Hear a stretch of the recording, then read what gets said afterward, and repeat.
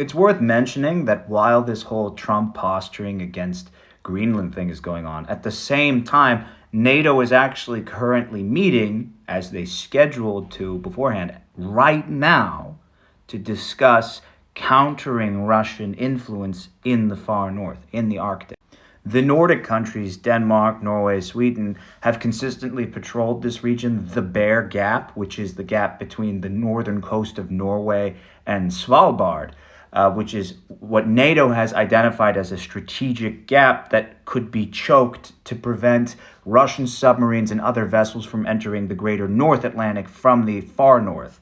So Russian vessels coming over the Arctic from now the newly opened sea lanes from melted ice across from Arkhangelsk, Murmansk, and these other northern Russian cities across past Norway, past Svalbard, into the North Sea.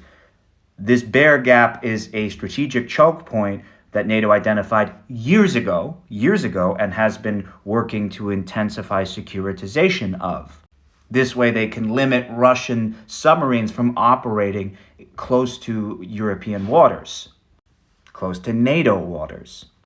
Germany, France, the UK, they're all now, before Trump's comments even about taking NATO, offering to provide more support in making this an array-rich region, a region with a lot of monitoring, a region with a lot of surveillance, a region with a lot of patrols, so that no Russian movement can go through without being instantly noticed.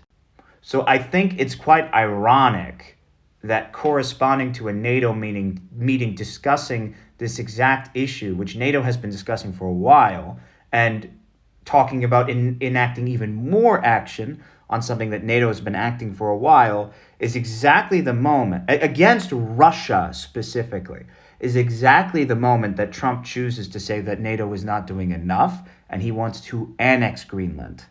If anything, I think that this whole annexing Greenland situation is kind of like a popular manipulation from Trump to his base, who are resentful of Europeans for having all these amenities that they don't have.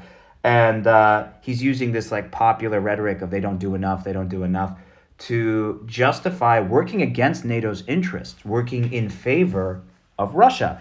I don't think Trump is bought by Vladimir Putin. I don't buy that Steele dossier nonsense. But I do think that Trump thinks that he can work with Putin to work against China. Trump thinks he can do to Putin's Russia what Nixon did to Mao's China, pull them away from the other ally and divide the enemy against each other.